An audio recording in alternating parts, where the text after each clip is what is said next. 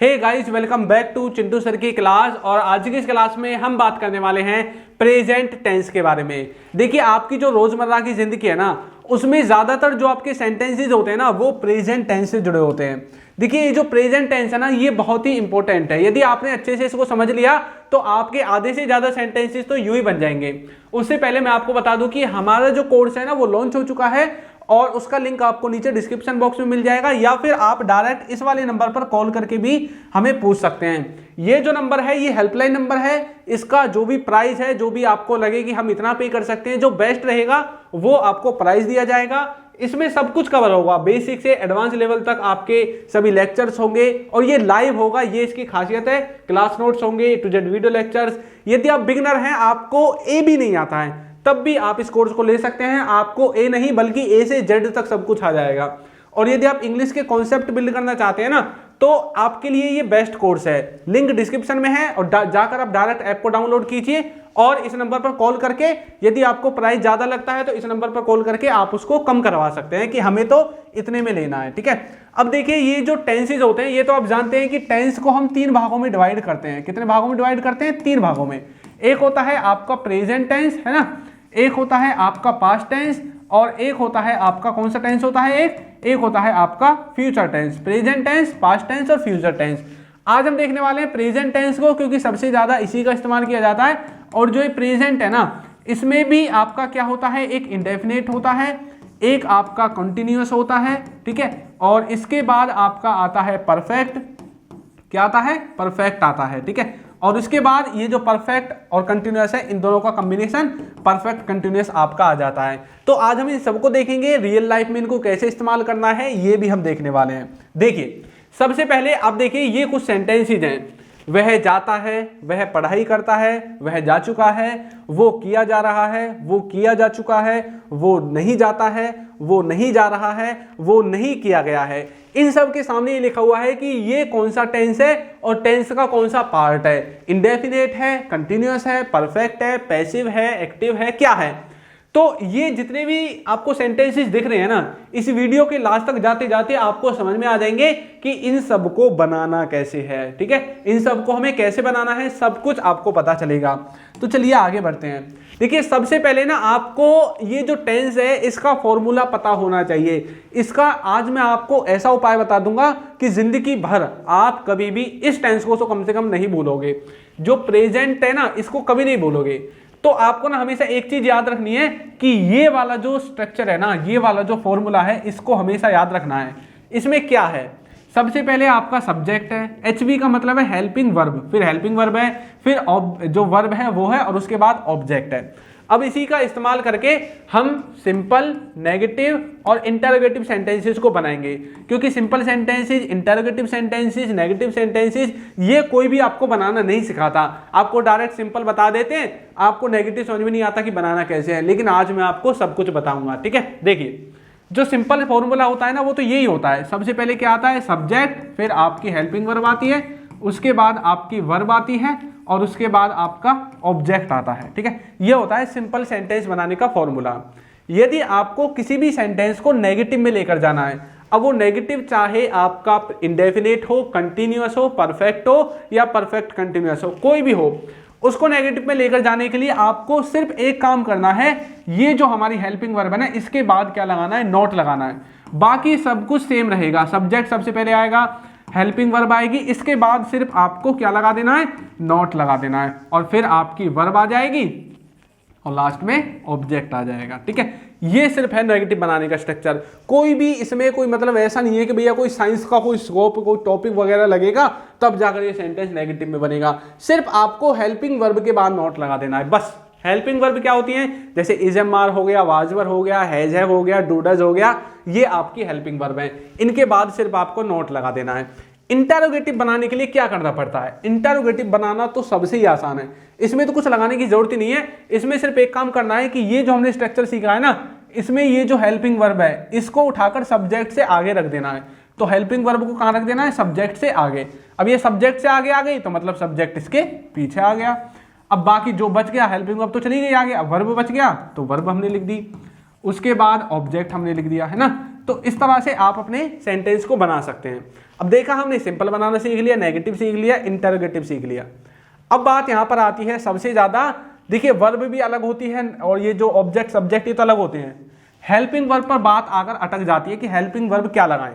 देखिए जो इंडेफिनेट है, कॉन्टिन्यूअस है, परफेक्ट है और परफेक्ट कंटिन्यूअस है, इनमें सीखिए आपको हेल्पिंग वर्ब कैसे लगानी है। देखिए जो इंडेफिनेट होगा ना, इसमें वैसे तो कोई हेल्पिंग वर्ब होती नहीं है। क्यों? क्योंकि इसका जो स्ट्रक्चर है ना वो ऐसा है, सबसे पहले सब्जेक्ट फिर वर्ब आती है इसमें डायरेक्ट। वर्ब की फर्स्ट फॉर्म में आपको SEIS लगाना पड़ता है और उसके बाद ऑब्जेक्ट लगाना पड़ता है। इसमें कहीं पर हेल्पिंग वर्ब नहीं है। लेकिन जब हम नेगेटिव सेंटेंसेस बनाते हैं ना, तो इसमें हेल्पिंग वर्ब की तरह हम डू डज का इस्तेमाल करते हैं और इसके बाद नोट लगाते हैं, क्योंकि नेगेटिव बनाने के लिए हमें हेल्पिंग वर्ब तो चाहिए ही चाहिए। हेल्पिंग वर्ब के बाद ही हमें नोट लगाना पड़ता है, वरना हम डायरेक्ट सब्जेक्ट के बाद नोट नहीं लगा सकते। इसमें हेल्पिंग वर्ब है नहीं, तो हमने क्या माना कि भैया इंग्लिश में डू डज का इस्तेमाल कर दो हेल्पिंग वर्ब की तरह और उसके बाद नोट लगा दो। इंडेफिनेट के नेगेटिव सेंटेंसेस भी बन जाएंगे। कॉन्टिन्यूअस में क्या हेल्पिंग वर्ब होती है? इज, एम और आर होती है ना। परफेक्ट में कौन सी होती है? परफेक्ट में होती है हैज हैव। कौन सी होती है? हैज हैव होती है। और परफेक्ट कंटिन्यूअस में कौन सी होती है? हैज और हैव के साथ आपको क्या लगाना पड़ता है? BEEN, बिन लगाना पड़ता है ना। ये बात आपको याद रखनी है। तो एक छोटा सा रूल है, इसको आप याद कर लीजिए, आगे कभी भी आपको किसी भी चीज में कोई दिक्कत नहीं आएगी। ठीक है, चलिए स्टार्ट करते हैं। तो हमने अभी क्या सीखा था कि हमें इज एम आर का इस्तेमाल करना है, हैज हैव का इस्तेमाल करना है ना। यही तो हमने सीखा है पीछे, अभी देखिए यही तो सीखा है। इज एम आर का इस्तेमाल करना है, हैज हैव का, और हैज हैव के साथ बिन का और डू डज का इस्तेमाल करना है ना। देखिए जो हमने इज एम आर का सीखा था, इसका हमने कहां पर इस्तेमाल किया था? इसका हमने किया था प्रेजेंट के कंटिन्यूअस टेंस में इस्तेमाल। जो ये इज एम आर है ना, इनका जो मतलब मीनिंग होता है, हिंदी में इनका जो अर्थ होता है वो क्या होता है कि कोई काम अभी प्रेजेंट में चल रहा है या हो रहा है। कोई भी काम प्रेजेंट में यदि चल रहा है, अब जैसे मैं आपको पढ़ा रहा हूं अभी, है ना, तो ये काम क्या है? प्रेजेंट में भी कंटिन्यूटी में है, चल रहा है, तो इसको हम इज एम आर के द्वारा बनाएंगे। यदि कोई काम खत्म या शुरू हो गया है, कोई भी काम प्रेजेंट तक खत्म हो गया है या शुरू हो गया है, जैसे कि अब तक हमने इनके पीछे वाले रूल्स को पढ़ लिया है, यानी कि वो खत्म हो गए हैं, है ना, तो मतलब क्या हुआ कि ये काम खत्म हो गया है या फिर कोई काम शुरू हो गया है, तो वहां पर आप हैज हैव का इस्तेमाल करेंगे। यदि आपको नेगेटिव और इंटरोगेटिव सेंटेंसेस बनाने हैं प्रेजेंट के इंडेफिनिट के, जैसा कि मैंने पीछे आपको बताया था, प्रेजेंट इंडेफिनिट में हेल्पिंग वर्ब नहीं होती है, तो हमें नेगेटिव और इंटरोगेटिव बनाने के लिए हेल्पिंग वर्ब की जरूरत पड़ती है। तो इसलिए हमने क्या किया? डू डज का इस्तेमाल कर लिया प्रेजेंट के इंडेफिनिट में। ठीक है, इज एम आर के साथ कई बार आपको बीइंग भी लिखा दिखाई देता है, तो बीइंग लिखा दिखाई देता है, इसका मतलब है कि ये जो सेंटेंसेस है वो पैसिव वॉइस में बनाए जाएंगे। और कई बार हैज हैव के बाद बिन लिखा दिखाई देता है, तो इसका मतलब है कि ये भी पैसिव में बनाया जाएगा। किस में बनाया जाएगा? पैसिव में बनाया जाएगा। बाकायदा आपको एक चीज चेक कर लेनी है, इसके बाद वर्ब की थर्ड फॉर्म होनी चाहिए, तभी ये पैसिव में रहेंगे। ठीक है, बाकी ये जो जितनी भी है ना, ये सब की सब आपकी हेल्पिंग वर्ब कहलाती हैं और ये सब की सब आपको यहां पर इस्तेमाल करनी है हेल्पिंग वर्ब के स्थान पर सब्जेक्ट के बाद। ठीक है, तो एक छोटा सा कॉन्सेप्ट था जो कि आपको याद रखने की जरूरत है। तो चलिए अब स्टार्ट करते हैं। सबसे पहले हम सीखेंगे कि प्रेजेंट के सिंपल सेंटेंसेस कैसे बनाते हैं। प्रेजेंट के सिंपल सेंटेंसेस कैसे बनाते हैं? सिंपल सेंटेंसेस का मतलब होता है वो सेंटेंसेस जिनमें ना तो आपका नेगेटिव आता है ना इंटरोगेटिव आता है ना, मतलब उनमें कोई भी ना तो नकारात्मक भाव होता है ना कोई प्रश्नवाचक वाला भाव होता है। तो जो साधारण वाक्य होते हैं ना, अब ये जो साधारण वाक्य हम सीख रहे हैं ना, ये सबके सीखेंगे, इंडेफिनेट के, कंटिन्यूअस के, परफेक्ट के, सबके मिक्स सीखेंगे। ठीक है, देखिए अब आपको क्या करना है, सबसे पहले ऐसे सेंटेंसेस को बनाने के लिए सब्जेक्ट लिखना है, फिर आपको अपनी हेल्पिंग वर्ब लिखनी है। यदि कंटिन्यूअस का है तो इज एम आर लगाओ, है ना, परफेक्ट का है तो हैज हैव लगाओ, इस तरह से। ठीक है, उसके बाद वर्ब की फॉर्म लिखनी है और फिर आपको ऑब्जेक्ट लिखना है। अब यहाँ पर आपको एक चीज क्लियर होनी चाहिए, हमेशा आपको एक चीज क्लियर होनी चाहिए इंग्लिश का कोई भी सेंटेंस बनाने के लिए। अब वो चीज क्या है, अभी देखिए। ये होता है किसी भी सेंटेंस को बनाने का स्ट्रक्चर। देखिए ये जो हेल्पिंग वर्ब है ना, हेल्पिंग वर्ब, ये डिपेंड करती है कि आपका सब्जेक्ट क्या है। ये सब्जेक्ट के हिसाब से लगाई जाएगी। हेल्पिंग वर्ब किसके हिसाब से लगाई जाएगी? सब्जेक्ट के हिसाब से लगाई जाएगी। जो आपका सब्जेक्ट होगा उसी के हिसाब से हेल्पिंग वर्ब लगेगी। लेकिन ये जो वर्ब है इसको सब्जेक्ट से कोई लेना देना नहीं है। ये जो वर्ब है ये हेल्पिंग वर्ब के हिसाब से लगेगी कि हेल्पिंग वर्ब क्या है। हेल्पिंग वर्ब यदि वर्ब की थर्ड फॉर्म मांग रही है तो वर्ब की थर्ड फॉर्म लगानी है। हेल्पिंग वर्ब यदि वर्ब की पहली फॉर्म मांग रही है तो पहली फॉर्म लगानी है। हेल्पिंग वर्ब यदि वर्ब की सेकंड फॉर्म मांग रही है तो आपको सेकंड फॉर्म लगानी है। वर्ब डिपेंड करेगी हेल्पिंग वर्ब पर, हेल्पिंग वर्ब डिपेंड करेगा सब्जेक्ट पर। तो ये ऐसे पीछे चलते हैं। कहां चलते हैं? पीछे चलते हैं। देखिए कैसे, मैं आपको बता देता हूं एक बार। ये कभी भी आगे नहीं चलेंगे, ठीक है। इनको हमेशा हमें पीछे लेकर चलना पड़ता है। कहां पर लेकर चलना पड़ता है? पीछे लेकर चलना पड़ता है, ठीक है। ये बात आपको याद रखनी है। इनको हमेशा हमें पीछे लेकर चलना पड़ता है। देखिए, सब्जेक्ट हो गया, उसके बाद हेल्पिंग वर्ब हो गई, फिर हमारी वर्ब हो गई, ठीक है, उसके बाद ऑब्जेक्ट हो गया, ठीक है, सब्जेक्ट हेल्पिंग वर्ब। तो ये क्या करेंगे? वर्ब हेल्पिंग वर्ब पर डिपेंड करेगी, हेल्पिंग वर्ब सब्जेक्ट पर डिपेंड करेगा, ठीक है। इस तरह से आपको पीछे इनको लेकर चलना पड़ता है, ठीक है। तो ये बात आपको याद रखनी है। यदि आपने ये बात याद रख ली तो आप कभी भी किसी भी सेंटेंस को गलत नहीं करोगे। अब ये सेंटेंस है वह जाता है। वह क्या करता है? जाता है। अब ये जो सेंटेंस है ना, ये किसका है? ये सेंटेंस है आपके प्रेजेंट के इंडेफिनेट का। किसका है? प्रेजेंट के इंडेफिनेट का। चलिए आपको एक चीज और बता देता हूं कि आपको कैसे पता करना है कि ये इंडेफिनेट का सेंटेंस है या कंटिन्यूअस का सेंटेंस है ना, या परफेक्ट का सेंटेंस है। वैसे तो मैंने आपको पीछे बता दिया था, जब मैंने आपको देखिए हेल्पिंग वर्ब को बताया था ना, जब मैंने आपको इनके बारे में बता दिया था कि आपको किसको कैसे और किसके साथ इस्तेमाल करना है ना। देखिए मैंने आपको बताया था हेल्पिंग वर्ब के हिसाब से इजम्मार यदि कहीं पर आएगा तो ये सेंस होगा, और वाजबर आएगा, हैज़ आएगा तो उसका ये वाला सेंस होगा। लेकिन एक बार आप इनको ऐसे भी सीख लीजिए, मान लीजिए किसी समय पर आपको वो चीज़ याद ना रहे तो आप इनके द्वारा भी इनको याद कर सकते हैं, ठीक है। देखिए कैसे, यदि कहीं पर इंडेफिनेट है इसको आपको कैसे पहचानोगे? कंटिन्यूअस को कैसे पहचानोगे और परफेक्ट को कैसे पहचानोगे? इंडेफिनेट मतलब किसी वाक्य के लास्ट में ता है, ते है और ती है, इस तरह के वर्ड्स हैं तो वो इंडेफिनेट के अंदर आ जाता है। कंटिन्यूअस में कैसे पहचानोगे? किसी वाक्य के लास्ट में रहा है ना, रहे हैं और रही है, इस तरह के वर्ड्स हैं हिंदी में, तो आप पहचान सकते हैं कि ये कंटिन्यूअस का है। परफेक्ट को कैसे पहचानोगे? चुका है ना, चुके हैं, इस तरह से आप पहचान सकते हो कि ये परफेक्ट है। इसको एक तरह से और होता है, गया है, लिया है या फिर दिया है, ठीक है। इस तरह से भी आप परफेक्ट को पहचान सकते हैं। और आपको एक चीज और पता होगी, इंडेफिनेट में किसका इस्तेमाल करते हैं? डू डज का इस्तेमाल करते हैं हेल्पिंग वर्ब की तरह। कंटिन्यूअस में किसका इस्तेमाल कर रहे थे हम? इज, एम और आर का इस्तेमाल कर रहे थे, है ना, अभी हमने पीछे पढ़ा था। परफेक्ट में हम किसका इस्तेमाल कर रहे थे? हैज हैव का इस्तेमाल कर रहे थे। किसका इस्तेमाल कर रहे थे? हैज हैव का इस्तेमाल कर रहे थे जब हम अपने सेंटेंस के फॉर्मूले को बनाते हैं। तो एक बार मैं आपको पूरा फॉर्मूला बनाकर दिखा देता हूं। इंडेफिनेट है, याद रखना, ठीक है। इंडेफिनेट, ये कंटिन्यूअस है और ये परफेक्ट है, ठीक है। देखिए इंडेफिनेट का क्या है? इसमें सबसे पहले सब्जेक्ट आएगा, फिर वर्ब की फर्स्ट फॉर्म में एस या ईएस आएगा और उसके बाद ऑब्जेक्ट आएगा। यदि आपको इसके नेगेटिव बनाने हैं तो इनके साथ आपको डू डज का इस्तेमाल करना है। किसके बाद? सब्जेक्ट के बाद। तो वो भी मैं आपके लिए लिख देता हूं। सबसे पहले सब्जेक्ट आएगा, फिर डू डज आएगा, ठीक है। क्या आएगा? डू डज आएगा, उसके बाद नोट आएगा यदि आपको नेगेटिव बनाना है, उसके बाद वर्ब आएगी और फिर आपका ऑब्जेक्ट आ जाएगा। ये होगा इंडेफिनिट बनाने का।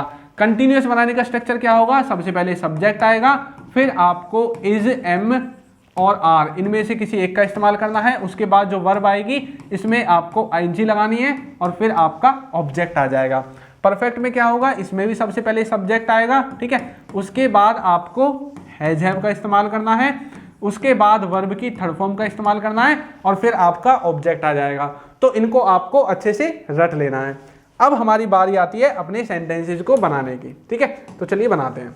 वह जाता है, किसका है? प्रेजेंट इंडेफिनिट का है, लास्ट में ता है, ते है, ती है आ रहा है। तो बोलेंगे ही गोज, क्योंकि इसका जो स्ट्रक्चर है वो ये है, सब्जेक्ट, उसके बाद वर्ब की फर्स्ट फॉर्म में आपको एस या ईएस लगाना है और फिर ऑब्जेक्ट लगाना है ना। तो सबसे पहले सब्जेक्ट आ गया ही, फिर हमें वर्ब लिखनी है। वर्ब क्या है? जाता, जाते को कहते हैं जाना, जाने को कहते हैं गो। तो गो में आपको एस या ईएस लगाना है, तो बोलेंगे ही गोज। ठीक है, वह जा रहा है। ये क्या है? ये कंटिन्यूटी को दिखा रहा है, प्रेजेंट कंटिन्यूअस का सेंटेंस है। किसका सेंटेंस है? प्रेजेंट कंटिन्यूअस का सेंटेंस है। इसमें कैसे बनेगा स्ट्रक्चर? सबसे पहले सब्जेक्ट आएगा, फिर आपका इजमार आएगा, उसके बाद जो वर्ब होगी ना उसमें आईएनजी लगेगी और लास्ट में आपका ऑब्जेक्ट आ जाएगा। देखिए, वह जा रहा है, तो बोलेंगे ही इज गोइंग। सबसे पहले सब्जेक्ट ही, उसके बाद इजमार में से इज आ गया, गो में आईएनजी लगाती, गोइंग बन गया। ठीक है, वह गया है। ये किसका सेंटेंस है? ये है प्रेजेंट के परफेक्ट का सेंटेंस। इसका स्ट्रक्चर क्या है? सबसे पहले सब्जेक्ट, फिर उसके बाद हैज या हैव आपको लगाना है और उसके बाद क्या लगानी है? वर्ब की थर्ड फॉर्म लगानी है ना। चुका है, लिया है, दिया है, गया है, इस तरह से आप इनको पहचान सकते हैं। इसमें रहा है, रहे हैं, रही है से पहचान सकते हैं। इसमें ता है, ते है, ती है, इस तरह से पहचान सकते हैं। तो वह गया है, ही हैज गॉन। उसे भेजा गया है, तो बोलेंगे ये जो है ना ये पैसिव का सेंटेंस है, क्योंकि इसमें हैज हैव के साथ बिन आया है और सेंड की, किसकी? सेंड की थर्ड फॉर्म इसमें क्या आई है? सेंट आई है। ठीक है, सेंड की थर्ड फॉर्म सेंट आई है, तो उसे भेजा गया है, ही हैज बीन सेंट। तो ये किसका सेंटेंस है? ये है आपके पैसिव का। किसके पैसिव का? परफेक्ट के पैसिव का। कौन से परफेक्ट है ये परफेक्ट है आपके प्रेजेंट का। तो प्रेजेंट के परफेक्ट का ये पैसिव का सेंटेंस है। ठीक है, तो इस तरह से आप इनको याद कर सकते हैं कि हमें सिंपल सेंटेंसेज कैसे बनाने हैं। अब हम बात करने वाले हैं कि हमें जो हमारे नेगेटिव सेंटेंसेज होते हैं उनको कैसे बनाना है। देखिए, नेगेटिव सेंटेंसेज कैसे बनाएंगे? नेगेटिव सेंटेंसेज बनाने के लिए हमें क्या करना पड़ता है? हेल्पिंग वर्ब के बाद हमें नोट लगाना पड़ता है। क्या लगाना पड़ता है? हेल्पिंग वर्ब के बाद नोट लगाना पड़ता है। सबसे पहले हमारा सब्जेक्ट आता है, उसके बाद जो भी हमारी हेल्पिंग वर्ब है वो आ जाएगी, उसके बाद नोट, वर्ब और लास्ट में ऑब्जेक्ट आ जाएगा। जैसे कि वह नहीं जाता है, वह नहीं जाता है। ये जो सेंटेंस है प्रेजेंट के इंडेफिनिट का है और प्रेजेंट इंडेफिनिट में हम नेगेटिव बनाने के लिए डू डज का इस्तेमाल करते हैं और इनके बाद हमेशा वर्ब की पहली फॉर्म आती है। कैसे बनाएंगे? वह नहीं जाता है, ही डज नॉट गो, तो डू डज के बाद नॉट लगाकर वर्ब की पहली फॉर्म हमने लगा दी है। ठीक है, वह नहीं जा रहा है प्रेजेंट के कंटिन्यूअस का सेंटेंस है और इसमें हम इजमार का इस्तेमाल करते हैं एज ए हेल्पिंग वर्ब। तो कैसे बोलेंगे? He is not going, he is not going, वह नहीं जा रहा है। तो इजमार के बाद हमने नॉट लगा दिया। वह नहीं गया है, तो बोलेंगे ही has not gone, he has not gone, वह नहीं गया है। प्रेजेंट के परफेक्ट का सेंटेंस है, हैज हैव के बाद नॉट लगाना है क्योंकि हैज हैव इसमें हेल्पिंग वर्ब है। उसे नहीं भेजा गया है, ये पैसिव वॉइस का है, he has not been sent. काम किया नहीं जा रहा है, the work is not being done, the work is not being done. ये जो इजमार है ना, इनको पैसिव में बनाने के लिए हमें क्या लगाना पड़ता है? इजमार को पैसिव में बनाने के लिए इनके बाद बीइंग लगाना पड़ता है। ठीक है, ये बात आपको याद रखनी है। तो हमने इसके नेगेटिव सेंटेंसेस भी देख लिए, इसके जरा एक बार इंटरोगेटिव सेंटेंसेस भी देखते हैं। इंटरोगेटिव सेंटेंसेस बनाने का स्ट्रक्चर ये है कि इनमें आपको सबसे पहले सब्जेक्ट लगाना है, मतलब सबसे पहले हेल्पिंग वर्ब लगानी है और उसके बाद सब्जेक्ट लगाकर लास्ट में वर्ब और लास्ट में ऑब्जेक्ट आपको लगाना है। तो हेल्पिंग वर्ब हमारी क्या क्या हो सकती है प्रेजेंट टेंस में? डू डज, इजमार, हैज हैव, ये हमारी हेल्पिंग वर्ब हो सकती हैं। उनके बाद हमें क्या लगाना है? सब्जेक्ट, फिर वर्ब और फिर ऑब्जेक्ट। अब कौन सी हेल्पिंग वर्ब हमें इस्तेमाल करनी है वो डिपेंड करेगा कि हम प्रेजेंट के कौन से भाग का सेंटेंस बना रहे हैं। प्रेजेंट इंडेफिनिट का है, कंटिन्यूअस का है, परफेक्ट का है, कौन सा है, उसके हिसाब से हम बना सकते हैं। क्या वह जाता है, तो डज ही गो, तो आपने देखा हमने हेल्पिंग वर्ब को सब में आगे लगाया है ना। तो इस तरह से आप सेंटेंस बनाओगे। क्या वह जाता है, डज ही गो। क्या वह जा रहा है, is he going, is he going, क्या वह जा रहा है। क्या वह गया है, has he gone, has he gone, क्या वह गया है।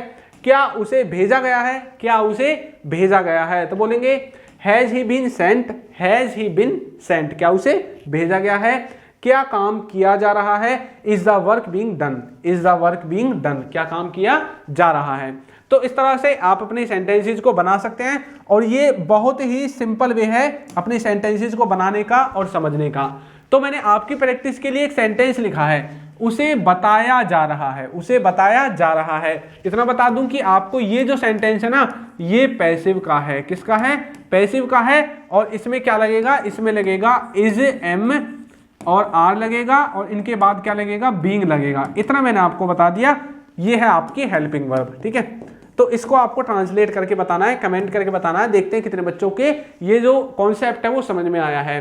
तो आपको ये वीडियो कैसी लगी है जरूर बताइएगा, और यदि अभी तक आपने हमारे चैनल को सब्सक्राइब नहीं किया है तो चैनल को सब्सक्राइब कर दीजिए, वीडियो को लाइक कर दीजिए और एक अच्छा सा कमेंट करना बिल्कुल भी ना भूलें। और हमारा जो कोर्स है उसका लिंक आपको नीचे डिस्क्रिप्शन बॉक्स में मिल जाएगा। तो चलिए मिलते हैं किसी नई वीडियो में नए कॉन्सेप्ट के साथ, तब तक के लिए थैंक यू।